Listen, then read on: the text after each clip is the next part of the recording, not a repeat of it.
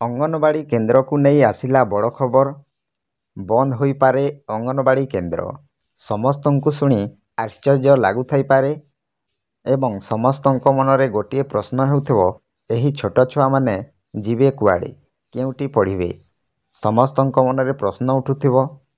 ତ ଏହି ଜାତୀୟ ଶିକ୍ଷାନୀତିକୁ ନେଇ ସରକାର କ'ଣ ଅପଡ଼େଟ୍ ଦେଇଛନ୍ତି, ଆସନ୍ତୁ ଏହି ଭିଡ଼ିଓ ମାଧ୍ୟମରେ ମୁଁ ଆପଣମାନଙ୍କୁ ସବୁ କିଛି ଡିଟେଲ୍ସ କହିବି।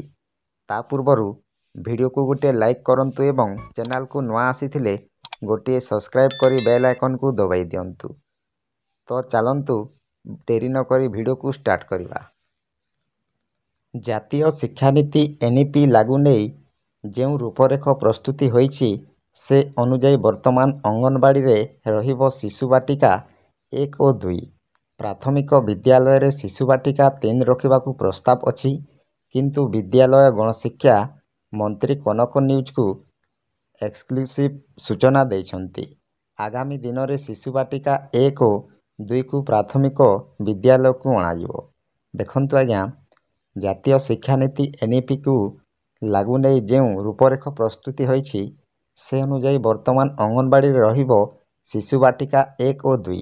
ପ୍ରାଥମିକ ବିଦ୍ୟାଳୟରେ ଶିଶୁ ବାଟିକା 3 ରଖିବାକୁ ପ୍ରସ୍ତାବ ଅଛି। କିନ୍ତୁ ବିଦ୍ୟାଳୟ ଗଣଶିକ୍ଷା ମନ୍ତ୍ରୀ କନକ ନ୍ୟୁଜକୁ ସୂଚନା ଦେଇଛନ୍ତି ଆଗାମୀ ଦିନରେ ଶିଶୁ ବାଟିକା 1 ଓ 2କୁ ପ୍ରାଥମିକ ବିଦ୍ୟାଳୟକୁ ଅଣାଯିବ। ଏଥିପାଇଁ ମହିଳା ଓ ଶିଶୁ ବିକାଶ ବିଭାଗ ସହ ଆଲୋଚନା କରି ନିଷ୍ପତ୍ତି ହେବ। ତେବେ ପ୍ରଶ୍ନ ଉଠୁଛି ଯେ ଯଦି ରାଜ୍ୟ ସରକାର ଏଭଳି ନିଷ୍ପତ୍ତି କରନ୍ତି ତେବେ ଅଙ୍ଗନବାଡ଼ିରେ ପଢ଼ିବେ କିଏ? 3 ବର୍ଷରୁ ପିଲା ସ୍କୁଲରେ ପଢ଼ିଲେ ଗାଁ ଗାଁରେ ଖୋଲିଥିବା ଅଙ୍ଗନବାଡ଼ିର ଗୁରୁତ୍ୱ କମିଯିବ ନାହିଁ କି? ଆଗାମୀ ଦିନରେ ସରକାର କ'ଣ ଅଙ୍ଗନବାଡ଼ିକୁ ବନ୍ଦ କରିଦେବେ କି? ତେବେ ଏତେ ସବୁ ପ୍ରଶ୍ନ ଭିତରେ ରାଜ୍ୟରେ ଜାତୀୟ ଶିକ୍ଷାନୀତି NEPର କାର୍ଯ୍ୟକାରିତାକୁ ସୁଗମ କରିବା ପାଇଁ ଆରମ୍ଭ ହୋଇଛି 3 ଦିନିଆ କର୍ମଶାଳା। ଏଥିରେ 10 ଓ 2 ବଦଳରେ 5+3+3+4 ବ୍ୟବସ୍ଥା ଲାଗୁ କରିବା ପାଇଁ ଉପରେ ଗୁରୁତ୍ୱ ଦିଆଯାଇଛି। ଦେଖନ୍ତୁ ଆଜ୍ଞା, ଏଥିପାଇଁ ମହିଳା ଓ ଶିଶୁ ବିକାଶ ବିଭାଗ ସହ ଆଲୋଚନା କରି ନିଷ୍ପତ୍ତି ହେବ। ତେବେ ସମସ୍ତଙ୍କ ମନରେ ପ୍ରଶ୍ନ ହେଉଥିବ, ଯଦି ରାଜ୍ୟ ସରକାର ଏଭଳି ନିଷ୍ପତ୍ତି କରନ୍ତି ତେବେ ଅଙ୍ଗନବାଡ଼ିରେ ପଢ଼ିବେ କିଏ?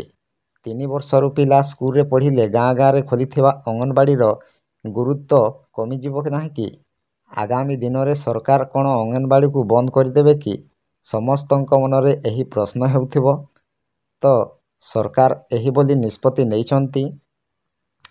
ତାପରେ 3ରୁ 8 ବର୍ଷ ଯାଏ ପିଲାଙ୍କୁ ନେଇ ପ୍ରାରମ୍ଭିକ ପର୍ଯ୍ୟାୟ, ତାପରେ 8ରୁ 11 ବର୍ଷର ପିଲାକୁ ପ୍ରସ୍ତୁତି ପର୍ଯ୍ୟାୟ, ତାପରେ 11ରୁ 14 ବର୍ଷ ମଧ୍ୟ ପର୍ଯ୍ୟାୟ, ତାପରେ 14ରୁ 18 ବର୍ଷ ପିଲାଙ୍କୁ ନେଇ ପ୍ରାରମ୍ଭିକ ପର୍ଯ୍ୟାୟ। ତାପରେ ଏଭଳି ଭାବେ ଶିକ୍ଷା ବ୍ୟବସ୍ଥାକୁ ବିଭାଗୀକରଣ କରାଯିବ। ସେହିପରି ପ୍ରି ସ୍କୁଲ ଶିକ୍ଷା ଉପରେ ଗୁରୁତ୍ୱ ଦେଇ ପିଲାମାନଙ୍କ ଶିଶୁ ବାଟିକା ଖୋଲାଯିବ। ଏଥିପାଇଁ ବ୍ୟାପକ ଭିତ୍ତିଭୂମି ସୃଷ୍ଟି କରାଯିବ। ଛୋଟ ପିଲାଙ୍କ ଉପରେ କୌଣସି ଚାପ ନ ଦେଇ ମୌଳିକ ଓ ସଂଖ୍ୟା ଜ୍ଞାନ ଉପରେ ଗୁରୁତ୍ୱ ଦିଆଯିବ ବୋଲି ସରକାର ସ୍ଥିର କରିଛନ୍ତି। ଏଥିପାଇଁ ଶିକ୍ଷକ ନିଯୁକ୍ତି ଓ ପାଠ୍ୟ ଉପକରଣ ଯୋଗାଇ ଦେବେ ସରକାର। ସବୁଠାରୁ ବଡ଼ କଥା ହେଉଛି ଆଗାମୀ ଶିକ୍ଷାବର୍ଷ ଅର୍ଥାତ୍ 2026ରୁ ରାଜ୍ୟ ଜାତୀୟ ଶିକ୍ଷାନୀତି ଲାଗୁ ହେବ। ଏଥିପାଇଁ ଶିକ୍ଷକମାନଙ୍କୁ ତାଲିମ ଦିଆଯିବ ସହ ଭିତ୍ତିଭୂମିରେ ସୁଧାର ଆସିବ। କିନ୍ତୁ ଶିକ୍ଷକ ନିଯୁକ୍ତି ଭଳି ବଡ଼ ଆହ୍ୱାନ ବି ରହିଛି। ତେଣୁ କେବେ ସରକାରଙ୍କ ଆନୁଷଙ୍ଗିକ ପ୍ରସ୍ତୁତି ସରିବ ଓ ନୂଆ ବ୍ୟବସ୍ଥାକୁ ଲାଗୁ କରିବା ସହ ସମ୍ଭବ ହେବ ତା ଉପରେ ନଜର ରଖିଛି। ଦେଖନ୍ତୁ ଆଜ୍ଞା, ସରକାର ଏହି ଶିକ୍ଷାନୀତିକୁ ବଦଳାଇ ଦେବେ। ସବୁଠାରୁ ବଡ଼ କଥା ହେଉଛି ଆଗାମୀ ଶିକ୍ଷାବର୍ଷ ଅର୍ଥାତ୍ 2026ରୁ ରାଜ୍ୟରେ ଜାତୀୟ ଶିକ୍ଷାନୀତି ଲାଗୁ କରାଯିବ। ଏଥିରେ ଶିକ୍ଷକମାନଙ୍କୁ ତାଲିମ ସହ ଭିତ୍ତିଭୂମିରେ ସୁଧାର ଆସିବ। କିନ୍ତୁ ଶିକ୍ଷକ ନିଯୁକ୍ତି ଭଳି ବଡ଼ ଆହ୍ୱାନ ବି ରହିଛି। ତେଣୁ କେବେ ସରକାରଙ୍କ ଆନୁଷଙ୍ଗିକ ପ୍ରସ୍ତୁତି ସରିବ ଓ ନୂଆ ବ୍ୟବସ୍ଥାକୁ ଲାଗୁ କରିବା ସମ୍ଭବ ହେବ ତା ଉପରେ ନଜର ରହିଛି। ତ ଏହା ଥିଲା ଅଙ୍ଗନବାଡ଼ି ପାଇଁ ଛୋଟିଆ ଅପଡ଼େଟ୍। ଆପଣମାନଙ୍କୁ କେମିତି ଲାଗିଲା ନିଶ୍ଚୟ କମେଣ୍ଟ ମାଧ୍ୟମରେ ଜଣାଇବେ। ଭିଡ଼ିଓଟି ଯଦି ଭଲ ଲାଗିଥାଏ ଗୋଟିଏ ଲାଇକ୍ କରିବେ ଏବଂ ଚ୍ୟାନେଲକୁ ନୂଆ ଆସିଥିଲେ ଗୋଟିଏ ସବସ୍କ୍ରାଇବ୍ କରି ବେଲ୍ ଆଇକନ୍କୁ ଦବାଇ ଦେବେ। ତ ଭିଡ଼ିଓକୁ ଏଇଠି ଏଣ୍ଡ କରୁଛି। ଜୟ ଜଗନ୍ନାଥ।